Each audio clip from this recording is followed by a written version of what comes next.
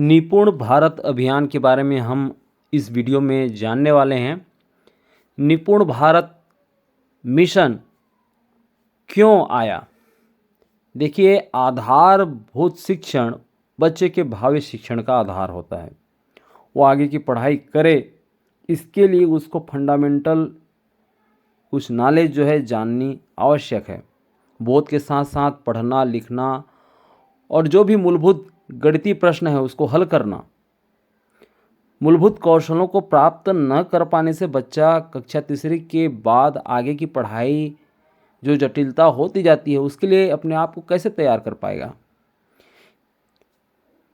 प्रारंभिक शिक्षण की महत्ता को भी देखते हुए राष्ट्रीय शिक्षा नीति 2020 में उल्लेख भी हुआ है कि हमारी सर्वोच्च प्राथमिकता 2025 तक प्राथमिक और उससे आगे सार्वभौमिक मूलभूत साक्षरता और संख्या ज्ञान प्राप्त करने की होनी चाहिए।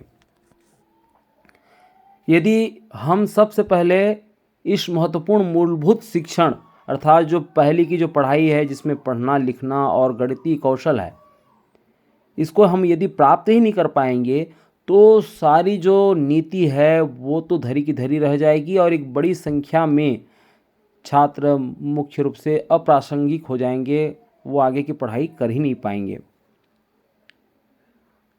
इस दिशा में शिक्षा मंत्रालय द्वारा एक मूलभूत साक्षरता एवं संख्या ज्ञान मिशन की प्राथमिकता पर स्थापना की जा रही है। उसी को जो है निपुण भारत मिशन का नाम दिया गया है। तो इस मिशन में जो अधिगम के 5 क्षेत्र है उनमें से बच्चों को उनकी स्कूली शिक्षा के प्रारंभिक वर्षों में पहुंच प्रदान करना और उन्हें स्कूल में बनाए रखना। दूसरा है शिक्षण क्षमता निर्माण। तीसरा है उच्च गुणवत्ता एवं विविधतापूर्ण छात्र एवं शिक्षण संसाधन अधिगम सामग्री का विकास। चौथा है अधिगम परिणाम उपलब्धि में प्रत्येक छात्र की प्रगति को ट्रैक करना। तथा अंतिम है बच्चों के पोषण और स्वास्थ्य जिसमें मानसिक स्वास्थ्य भी सम्मिलित है, इन पहलुओं के समाधान पर ध्यान देना। तो इस प्रकार से देखें तो निपुण भारत मिशन का उद्देश्य एक सक्षम परिवेश का निर्माण करना है ताकि मूलभूत साक्षरता एवं संख्या के ज्ञान के सार्वभौमिक अर्जन को सुनिश्चित किया जा सके।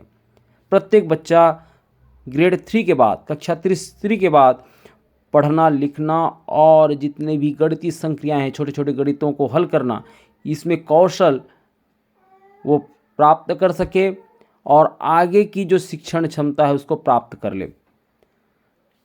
इस मिशन में किया जा रहा है 3 वर्ष से लेकर के 9 वर्ष की आयु के बच्चों के अधिगम आवश्यकताओं को कवर करना और उसी के अनुसार अधिगम अंतराल और इसके समुचित कारणों की पहचान करना और स्थानीय परिस्थितियां एवं देश की विविधता को ध्यान में रखना। विभिन्न कार्यनीतियों में राष्ट्रव्यापी पहल शुरू की जाएगी। इसके लिए अलावा जो है प्री स्कूल जो बालवाड़ी है कक्षा 1 है उसके बीच जो है मजबूत संबंध स्थापित किया जाएगा और सुचारू कक्षा अंतरण एक कक्षा से दूसरे कक्षा में जाना। इसके उद्देश्य से एनसीईआरटी द्वारा तैयार की गई इसी पाठ्यचर्या फ्रेमवर्क को आंगनबाड़ी और प्री प्राइमरी स्कूलों दोनों द्वारा अपनाया जाएगा ताकि कक्षा में जो सुचारू कक्षा अंतरण है उसको सुनिश्चित किया जा सके। एक कक्षा से दूसरे कक्षा में जो प्रमोशन होती है वो सही रूप से हो सके।